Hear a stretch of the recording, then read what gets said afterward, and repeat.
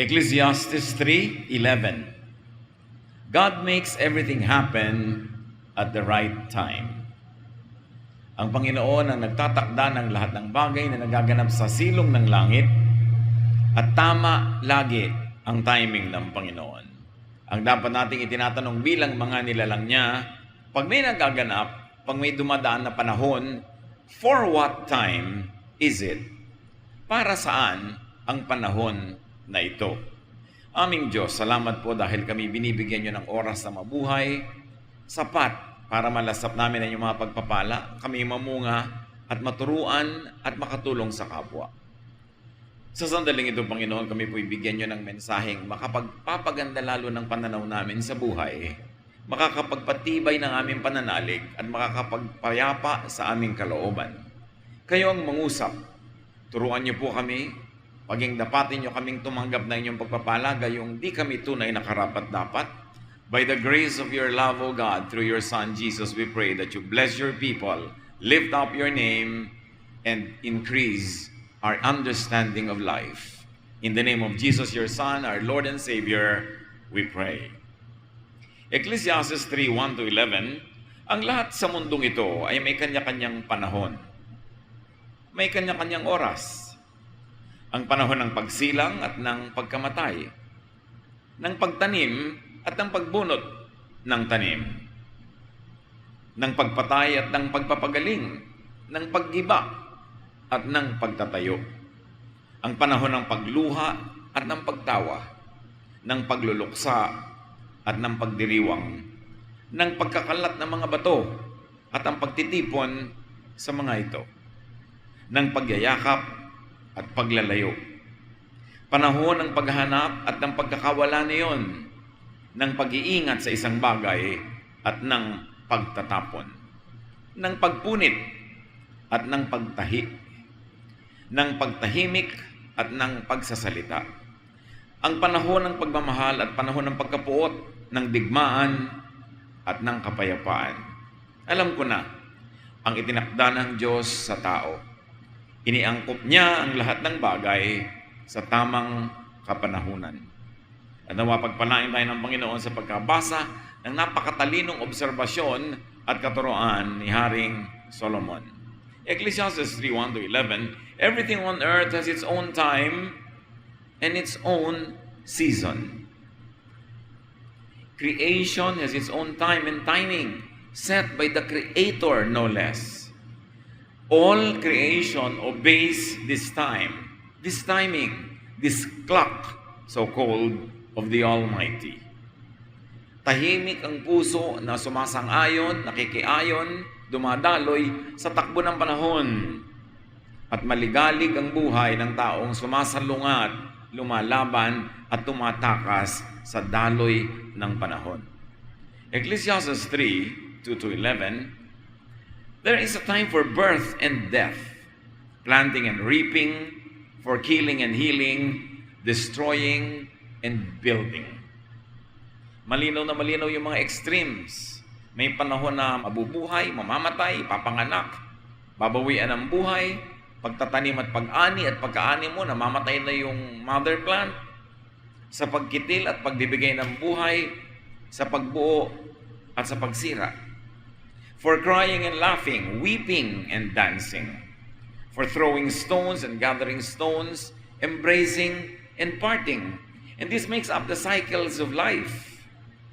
Paikot-ikot, painog-inog lang ang buhay sa mga paikot-ikot at paulit-ulit na cycles na ito. There is a time for finding and losing, keeping and giving, for tearing and sowing, listening and speaking. There's also a time for love and hate, for war and peace. Yan ang mga nangyayari sa buhay ng isang tao. Mula siya isilang hanggang siya bawian ng buhay. Nagpapagulong-gulong ang buhay sa ganitong mga kaganapan. God makes everything happen at the right time. Yet none of us can ever fully understand all He has done. And He puts questions in our minds about the past and the future. Isang napakatalinong obserbasyon sa buhay na tanging si Solomon na binigyan ng Diyos ng kaginlag, kilala sa karunungan, ang nagpadugtong-dugtong sa mga mukhang puta-putaki at putol-putol na bahagi ng buhay. At nakakita si Solomon ng isang pattern when he connected the dots. There is time for extreme situations in life and for other points in between those extremes. May extreme right, may extreme left, at merong gitna, at merong nasa pagitan. Merong extreme height, may extreme depth, at may mga nasa pagitan.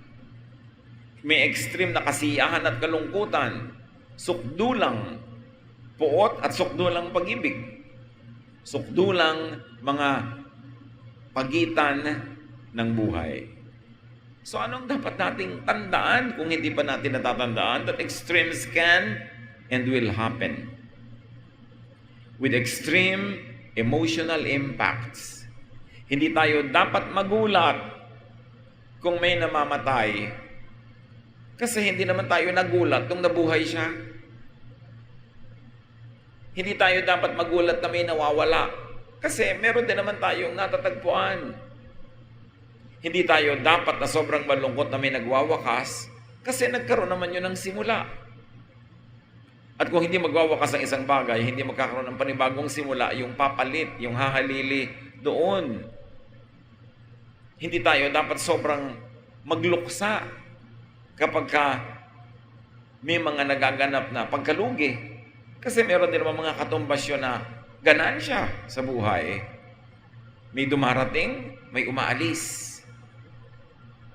Merong matingkad at merong maputla. May pagkaing masarap at hindi. May araw na malungkot at may araw na masaya. Extremes will happen. So be ready for life's extremes and for all the points in between. A godly person who believes in the Almighty, who has trust in God, will accept, enjoy, and benefit from what is at hand.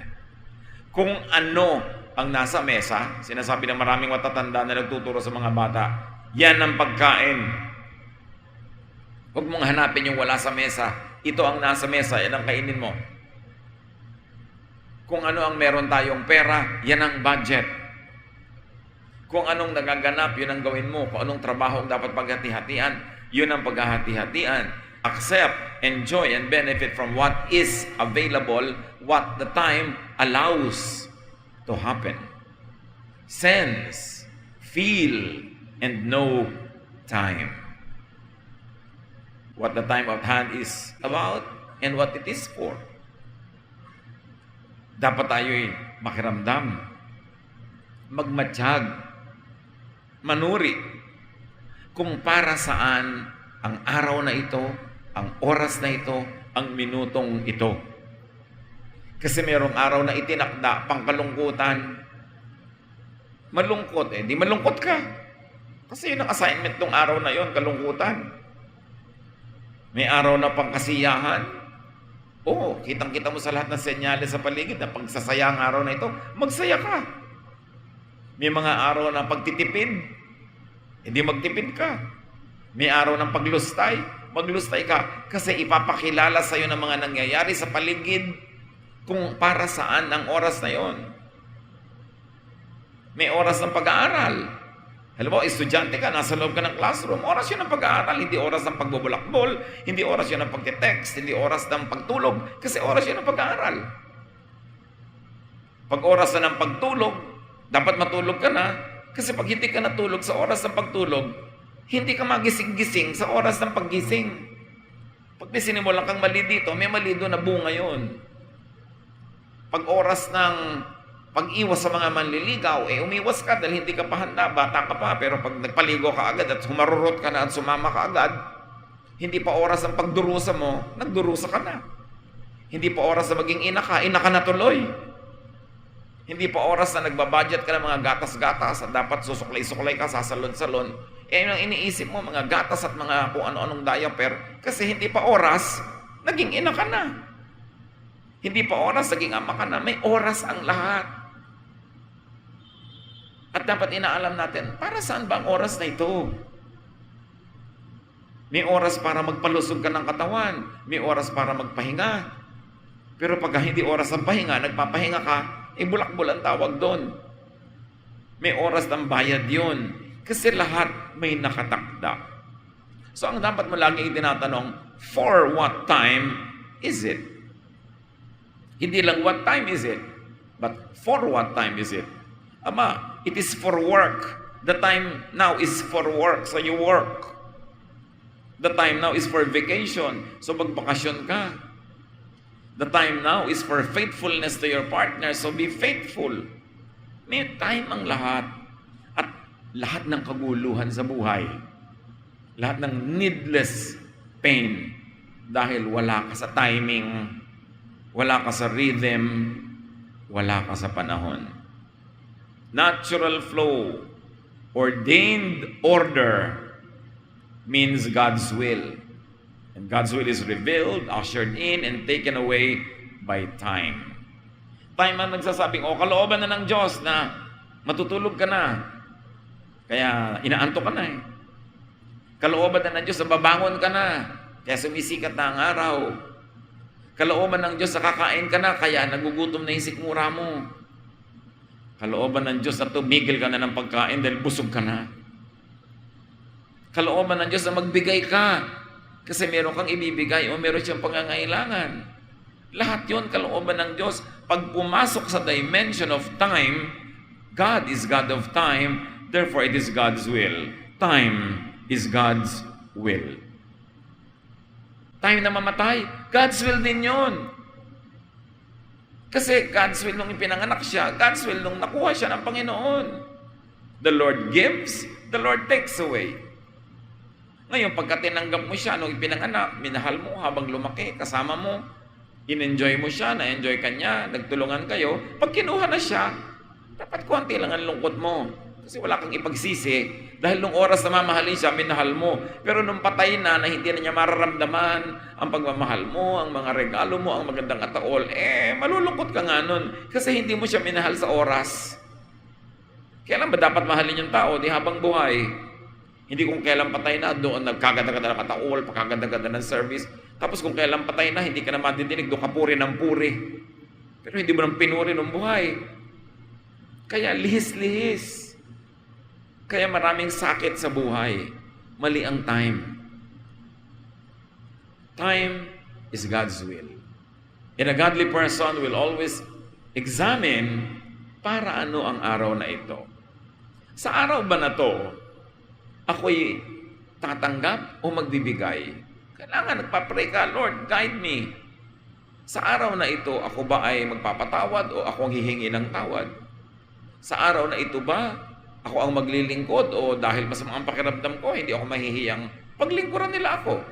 Pero nahihiya akong paglingkuran nila ako kasi nung nangangailangan sila, hindi ko naman sila pinaglingkuran. So pag hindi mo ginawa yung dapat mong gawin sa tamang oras, pag ikaw na ang dapat tumanggap, naaasiwa ka rin. Nung bata ka, inaalagaan ka ng magulang mo, pagtanda nila, ikaw na mag-aalaga sa kanila. Ganon ang isinasabi ng panahon. Nung hindi ka pa makalakad, buhat-buhat ka nila, akay-akay. Ngayong si matanda na hindi makalakad, ikaw naman ang bubuhat at aakay. Panahon. Pero merong mga magulang, hindi mag-alaga ng anak. Although konti yun. So pag sila nangaalagaan, tinatamad din yung anak na alagaan sila kasi wala sa panahon. By the way, do not overread and do not misread signs, especially signs of the end. Yung panahon, marami mga relihiyoso, wala nang inisip on the end times. Do not be obsessed with the end. Sabi sa Matthew 24:36, no one knows the day or the hour. The angels in heaven don't know, and the Son himself doesn't know. Only the Father knows. So kung gusto ng Ama na lagi nating isipin yun, di dapat sinabi niya kung kailan. So hindi yun ang iniisip yung end times. Ang iniisip mo, how do I treat the time now? The time today? The time this minute? What will I do with it? Paano ako mamumuhay ng anumang mangyari, kailan man mag-end times? Okay lang. Kasi wala akong sukat pagsisihan, wala akong lugi, at wala akong sinuspend na goodness or pleasure or happiness or joy because I did everything in its time. So kung ikaw spiritual, huwag ka mag-isip lagi ng end times. Just live your life normally, live well. 1 Thessalonians 5:2, you surely know that the Lord's return will be as a thief coming in the night. So yung hindi mo namamalayan, yun ang gusto ng Diyos. So bantay ka ng bantay. Ang bantayan mo na lang, tama ang ginagawa mo sa tamang oras para yung rhythm ng buhay maximize yung benefits. So susuriin mo kapatid, para ano bang araw na ito? Birthday ng nanay ko. O para sa kanya ang araw na to. Di ba? Anniversary namin mag-asawa. So para sa amin ang araw na ito. May exam ang anak ko. Para sa kanyang oras na mag-review. Hindi ko na muna pagtatrabahuhin.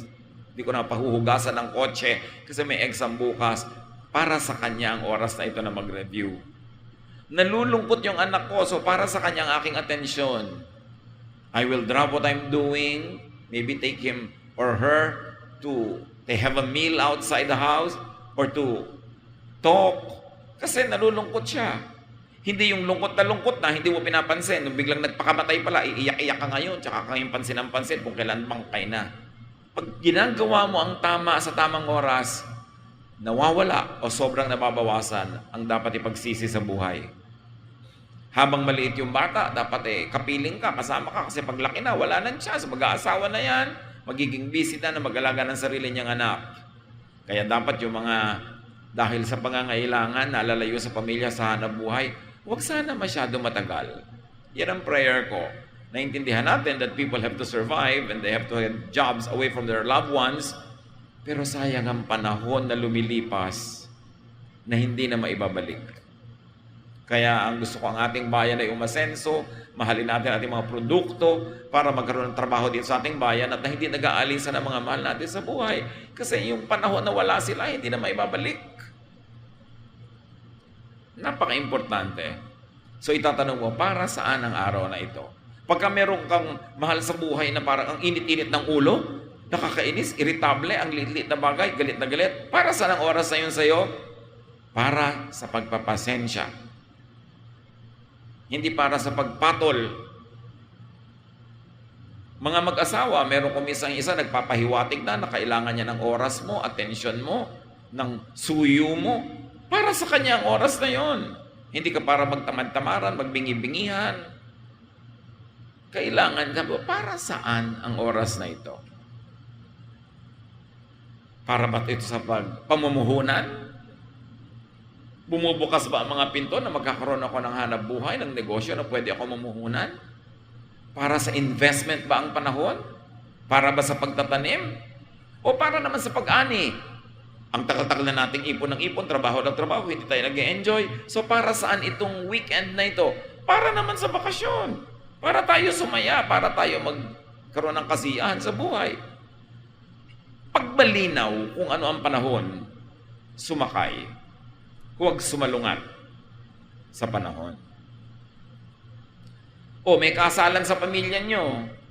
Huwag ka na mangontrabida kahit hindi mo masyadong nagustuhan yung magiging hipag mo o magiging manugang mo. Kasalan na wala nang atrasan. So sakay ka na lang. Kung minsan may kinakasal ako, yung nanay nung bride nakasimangot buong seremonya. Gusto ko sabihin, mother, kung ayaw mo ng kasalang ito, lumabas ka. Aten-aten ka dito, ang kapal-kapal lang makeup mo, tapos nakasimangot ka. Heto na to, wala nang atrasan. Sumakay ka na lang para mag-enjoy ang lahat. Hindi nasa video, nakasimangot ka. Yung minanugang mo, sumama ang loob, buong buhay. Ang iniisip niya, maghihiganti siya sa'yo. Kasi, ando na Pag nandun na, tanggapin na, sumakay ka na lang para masaya. Kasi malinaw para sa ng panahon, kasalan, hindi para sa kasiyahan. O ano pa? May nakaburol, may namamatay, may iyak ng iyak, pigil ka ng pigil. Panahon na pag-iyak yun, hayaan mo siya. Kasi may namatay natural, nalulungkot siya. Ang ginagawa naman natin, pag may iyak, pigil ka ng pigil, ka umiyak, huwag kang umiyak. Panahon yun ng pagluha. Titigil din yung pagka napagod. At alam nyo ba na ang pagluha ay blessing? According to science and many researches, the lacrimal glands, the glands that create the tears, actually expel a lot of toxins from the body through the tears. Kaya ang pag-iyak, nakaka-detox. Umaalis sa mga laso sa katawan mo, dumadaan sa luha. Kaya yung mga mahilig umiyak dyan, sigurado pag iyak nyo, tulog na tulog kayo, di ba? Ang sarap itulog yung nakatulugan mo ng panggalngal. Kasi nare-relax ka eh. So may blessing din ang pag-iyak. Kung napapaiyak ka, umiyak ka. Huwag yung pinipigil mo, tapos kung kailan naman hindi nakakatawa, do katawa ng tawa. Yung mga maling timing, makiramdam sa panahon, maging mulat. Makibagay, makiayon, makisama, makiisa sa panahon. Kung nalulungkot kayo, iparamdam nyo. Merong aalis na papaiyak ka, di umiyak ka. Hindi kung kailan wala na, tsaka ka iiyak. Ba't mo kailangan ilihim ang nadarama mo? Hindi naman nakakahiya na nalulungkot ka kasi mahal mo yung aalis. Panahon nyo na pang-iyak, di iiyak mo. Pero pag panahon naman ng kasiyahan, kasiyahan. Move on time. Ano ba yung on time? Yung as planned, as intended, tugma sa takdang oras. On time. Kaya pag sinabi na may kasalan, alas 4, dapat nandun ka 3:45. Hindi yung ninang na ninang ka, darating ka 5. Gutom na ang lahat, ikaw na lang ang wala pa. Nabinbin na lahat, umatras ang schedule ng lahat dahil wala ka pa. Dapat you are on time. Hindi yung late na late ka darating, ang aga-aga mong aalis. Ba't ka pa umattend? Ilagay mo yung sarili mo sa ganoon sitwasyon. Bakit ka, mga tao, lagi nagmamadaling umalis. Parang mauubusan ang pinto. Lasapin ang lahat. Enjoy it. So you move on time, according to plan, and you move in time. Yung in time naman, hindi sinasadya, pero ganun ang inabutan mo, so sumakay ka na lang. Let's say you arrived in time for the meal, o di kain na. Hindi on time yun kasi natsyempohan mo, yun ang ibig sabihin nun. So kung ano yung natsyempohan mo, sumakay ka na lang. Makisayaw sa tugtog. Pagpasok mo sa isang meeting, huwag kang maingay agad, makiramdam ka muna kasi baka nag-aaway-away sila. Tapos biglang may sasabihin kang walang-wala sa lugar, o kaya very solemn yung usapan, papasok ka na ang ingay-ingay mo. Whenever you enter a room, be quiet, makiramdam ka muna bago ka kumibo. Para nakabagay ka doon sa nangyayari. At yung on time na yan, nag-aaral ka, mag-aaral ka, may exam, ipasa mo. Hindi yung lampas na bago mo makita yung opportunity. Sabi nga nila, strike the iron while it's hot. Alam nyo yung bakal na pinupokpok ng mga panday na nagbabaga sa init. Pag lang yun mainit, doon mo lang yun pwedeng bigyan ng hugis, pukpukin, iliko, ituwid, pilipitin. Pero pag lumamig na yun, hindi mo na magagalaw. Ganon din ang mga pagkakataon sa buhay. Merong hot. Ito ang hot ngayon, gawin mo to. Ito ang magandang negosyo ngayon, hindi yung kulelat ka na tsaka ka pasasali. Kailangan kung kailan pinakamaganda yung timing, doon ka papasok. Ngayon, kung hindi malinaw ang panahon, hindi mo malaman para sa ambang oras na ito, then lumikha ka ng panahon. Wala namang talagang malinaw na indicator kung para sa ng oras na ito, di gawin mo yung gusto mo. Gusto mo, pasayahin mo para maging masaya yung panahon. Gawin mo ang panahon ng pagtatanim, panahon ng pagtatrabaho, panahon ng pagpapahinga. Ano man yon, free ka na bigyan nyo ng hugis kung walang malinaw na hugis. At siyempre, pagandahin mo, imbes mapangitin. Create an event.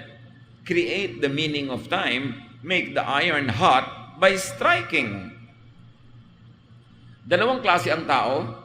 You strike the iron while it's hot, but you have to wait that it becomes hot on its own.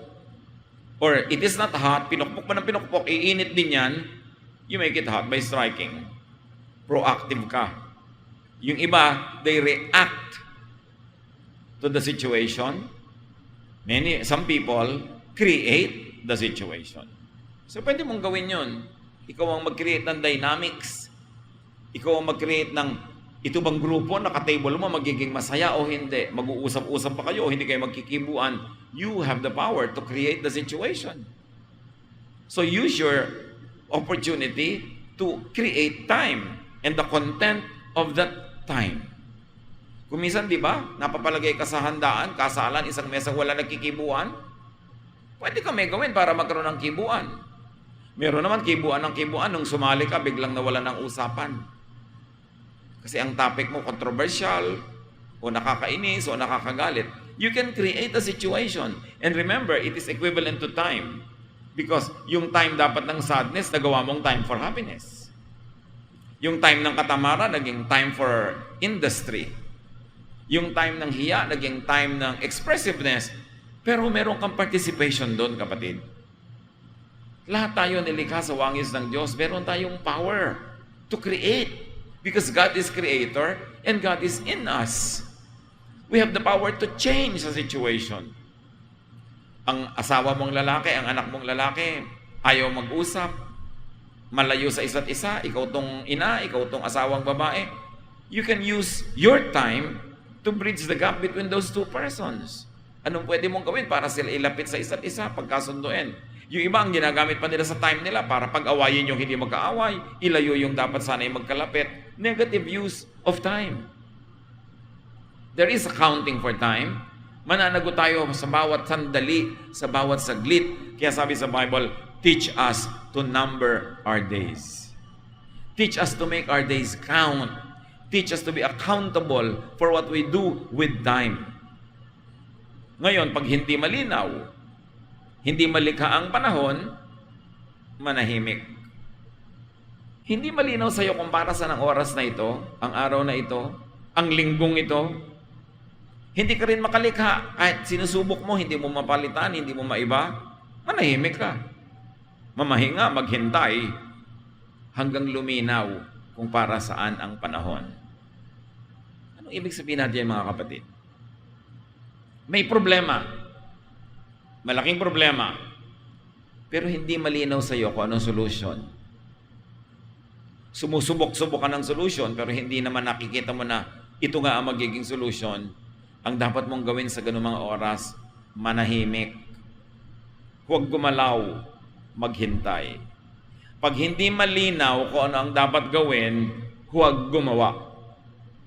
Kesa may magawa kang mali, na kailangan mo pang ituwid o pagsisihan. Pag may ginagawa ka pero masakit, sobrang hirap, asiwa, huwag kumilos. Give it up to the Lord for His time to move. Ipasa Diyos. Yun ang mga ipinapasa Diyos, mga kapatid. Naranasan nyo na ba na meron kayong problema, pero pag ginawa nyo yung solution A, step A, ang dakilang damage. Pag ginawa nyo yung solution B, may ibang damage naman. Pag solution C, may mga damages pa rin. Lahat yon hindi ka tanggap-tanggap. Huwag nyong gawin yung ABC. Manahimik kayo. Because, as you allow the Lord to move, kahit without your participation, you will see things getting into proper arrangement. Kasi yung mga planeta, umaayos yan, lumalakad nang hindi ka nakikialam.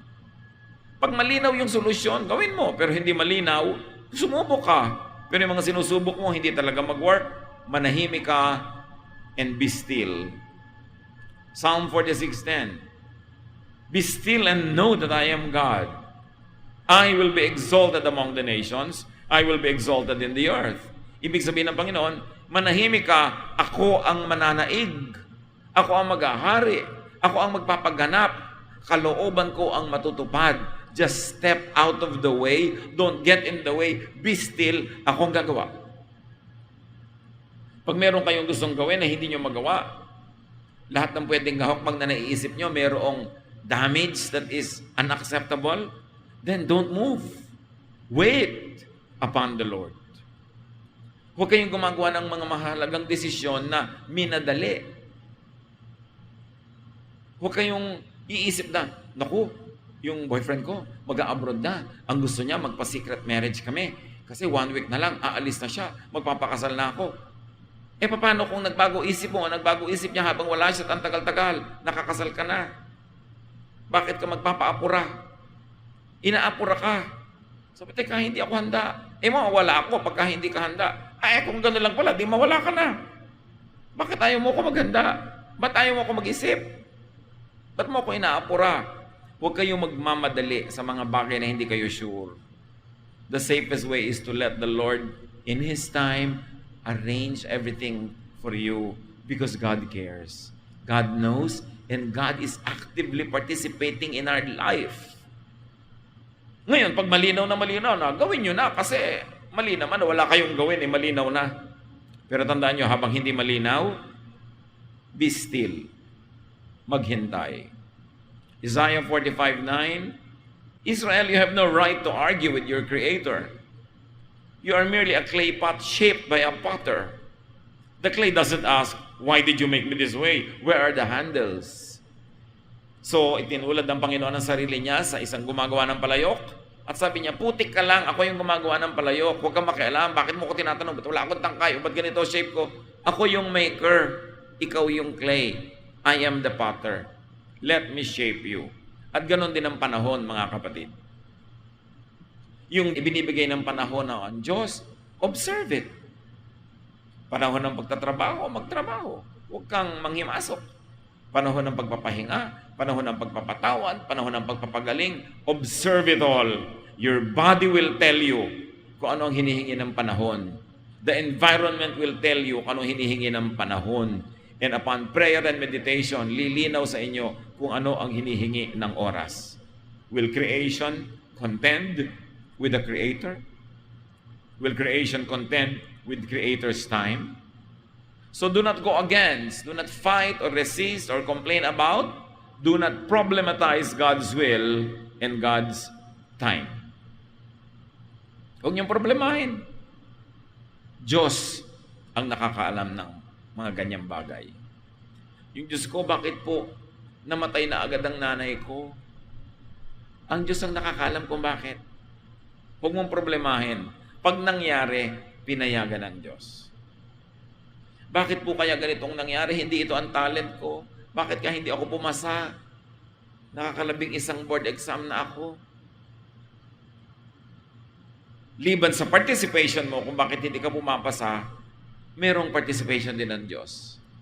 Maaring iniiwas ka sa isang liko ng buhay mo na magagawa mo kung doon ka napapasa agad. Ipag sa Diyos. Do your best, and if still doesn't work, trust that God knows what He's doing. But make sure that it did not work because you neglected it. Pagka ganun, iba na yun. Pero kung ginawa mo ang lahat ng pwede mong gawin, hindi pa rin nag-work, accept it as God's will. Nang matahimik ka kaysa nakikipagbuno ka sa hindi mo naman kayang palitan na pangyayari sa iyong buhay. Acts 16, 6-7, Paul and his friends went through Phrygia and Galatia, but the Holy Spirit would not let them preach in Asia. After they arrived in Mysia, they tried to go into Bithynia, but the Spirit of Jesus would not let them. Nakita nyo? Si Pablo at ang kanyang mga kasamahan gusto mag-mission sa ganung lugar. Ngayon na, pupunta na sila, mangangaral, magtuturo ng Ebanghelyo, pero hindi sila pinayagan ng Espiritu. 2 beses. Kasi yung panahon is no, not yet. Kung paandari lang natin ang ating human wisdom, sabihin natin, aba, soul winning yan, kaluluwa rin yan, dapat maturuan yan, ngayon na. Pero, ang Diyos mismo ang hindi pumayag. Anong natututunan natin yan tungkol sa panahon, mga kapatid? It is not always the right time, even for good deeds. Hindi ko mo maganda yung gagawin, kahit kailan na lang, gawin. May timing pa rin. Hindi ko may aral kang gustong ituro sa anak mo, kahit kailan na lang gusto mong bungangaan siya dahil mag-aaral ka, gagawin mo. May timing pa rin yun. Hindi ko mo tama ka at mali sila, ikaw na agad tong magsasalita ng malakas dyan. May timing yun. Hindi ko mo tama ka o tama ang gagawin mo, kahit kailan na lang pwede. Itinatiming din ang mga bagay. Yun nga evangelism na, dinelay pa. Hindi natin alam kung bakit. At sa mga bagay na hindi natin maalam, ipasa Diyos. Pero yung pwedeng alamin, alamin. Pero may mga bagay na talagang ipapasa Diyos mo. Kumisan nga, against human logic. Pero lahat naman ginawa mo, hindi pa rin nag-click. Di God's will. Acts 1:4. While He was still with them, He said, si Jesus ito, Don't leave Jerusalem yet. Wait here for the Father to give you the Holy Spirit, just as I told you, He has promised you to do. So yung mga disipulo ng Panginoon na taga Galilee, inabutan sila ng kamatayan ni Jesus nasa Jerusalem. Hindi nila hometown, hindi nila home city.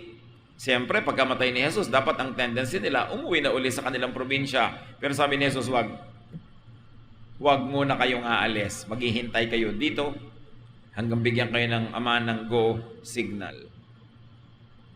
Hindi ko uuwi ka na agad. Meron ding go signal yon. Hindi ko meron kang sa yung practical knowledge dapat na next thing you will do, it doesn't always follow. So ikasanggunin mo sa Diyos, at kung ikay madasalin, taimtim manalangin, ituturo sa iyo ng Diyos yung timing niya. Kaya bawat pasya dapat ipinagdarasal. At pag hindi pa malinaw ang sagot, huwag kang umarangkada na basta ka na lang susugod, hintayin mo yung sagot. Wait. Di ba? May mga no, may mga wait. Meron naman, ayaw pang lumakad. Luke 9:59-60. Jesus said to another man, "Follow me."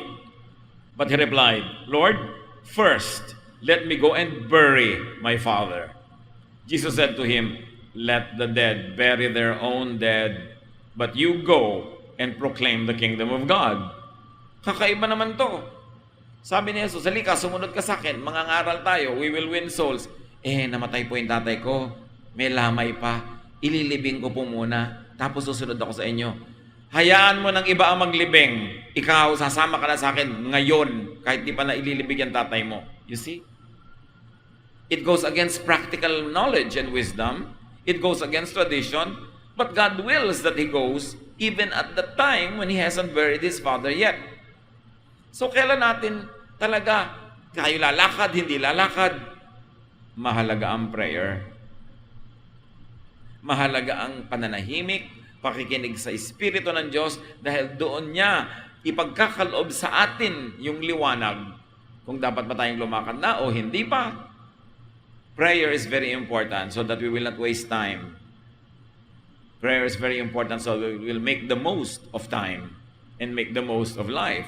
So para sa lalaking ito, hindi pa siya handa, pero sabi ni Jesus, now na. Yun naman mga disciples, aalis na, not yet. Si Paul, nakagayak na mag-preach, hindi kayo pupunta doon ngayon. So hindi mo talaga alam kung alin ang gagawin mo. We do not know what to do. We do not know how to pray as we ought. But the Spirit intercedes for us with sighs too deep for human words. Nagpapahiwatig sa atin ang Espiritu ng Diyos sa mga bulong, mga guidance na hindi kayang sabihin ang salita ng tao. Kaya spiritual dapat ang decision making natin. Hindi basta human wisdom lang ang ginagamit, but godly wisdom. Psalm 27:14, wait for the Lord, be strong and take heart, and wait for the Lord. May oras ng kamatayan, pag dumating sa buhay natin yon, mga kapatid, by God's grace, tanggapin ang maluwag sa loob. Kahit naman makipagtunggali ka, di ka mananalo. Kamatayan ng mahal sa buhay, hindi na maiwasan, tanggapin. At para mabawasan ang pait, habang buhay, mahalin mo na. Para kung sakaling nabawian ang buhay, konting miss, konting lungkot, pero walang kasamang pagsisisi. Walang kasamang paninisi. Kasi yun ang mas hirap na dalhin sa buhay. So, nandiyan ang anak mo, mag-aasawa at mag-aasawa yan kung yun ang nakatakda para sa kanya. Pag oras na mag-aasawa, maluwag na ibigay mo siya sa kanyang mapapangasawa. Kaya habang di pa nag-aasawa, mahalin mo na, magmahalan kayo dahil darating ang panahon na talagang yan ay magiging busy sa paggawa ng kanyang bagong pamilya. Tamang panahon. Meron naman mga ina na ibigay na yung kanilang anak na lalaki into marriage, bine-baby-baby pa, hayaan mo na yung asawa niya ang mag-baby sa kanya, hindi na ikaw, kasi tapos na ang role mo. Yung asawa naman. You know, one of the greatest roles of mothers and fathers is to prepare their children na maibigay sa mapapangasawa in the best possible form. Na kung pwede ka mag-speech nanay sa araw ng kasal lang yung anak, sasabihin mo sa manugang mo, manugang, ginawa ko ang lahat para yung anak na ibibigay ko sa inyo yung araw na ito ay ma-enjoy mo, matutuwa ka, ikagagalak mo, at blessing sa buhay mo. I did everything para sa araw na ito, ma-turn over ko sa iyo ang anak ko na handang-handa na maging mabuting asawa. Hindi yung nag-aasawa na ayaw mo pang ibigay. Nakasama ka pa sa honeymoon. Ayaw mong humiwalay, pati yung lulutuin, dinadalan mo pa. Siyempre, ang tagal mo na nagluluto, mas masarap ka siguro magluto kaysa doon sa asawa. Bigyan mo naman siya ng chance ma-develop. Kasi wala na sa panahon na babyhin mo yung anak mo, may asawa na eh. Kailangan pakawalan mo na. Wala ka sa panahon.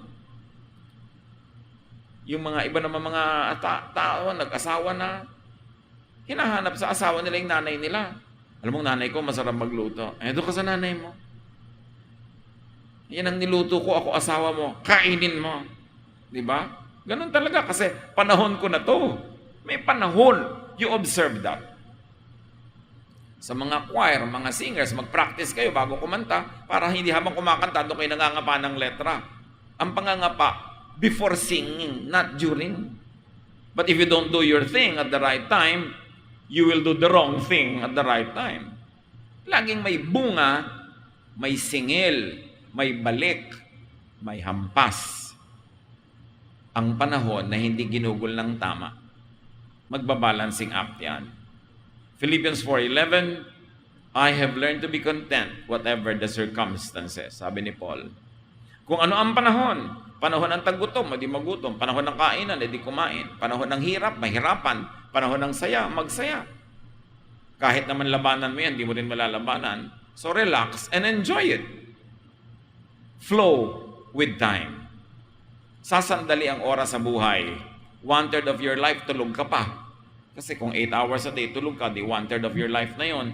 Konti na lang ang natira para mabuhay ka. So huwag mo nang sayangin ang oras sa pagkokorek ng mistake. Avoid committing the mistake so you don't waste time correcting it. And if you are not sure about what to do, take your time, take it slowly. The Lord is in control. The Lord is in control of our lives. Panginoon, turuan niyo po kami. Pahalagahan ang oras, gugulin, i-invest, enjoyin ang oras, at matuto kami, Lord, na tanggapin ko anong ibinibigay ng araw na ito, ng oras na ito. Gawin namin ang tama tuwing may pagkakataon para ano man ang maging bunga, kami handa. Pain is minimized, joy is maximized, and we're able to do the most good. Turuan mo kaming huwag sasayangin ang oras.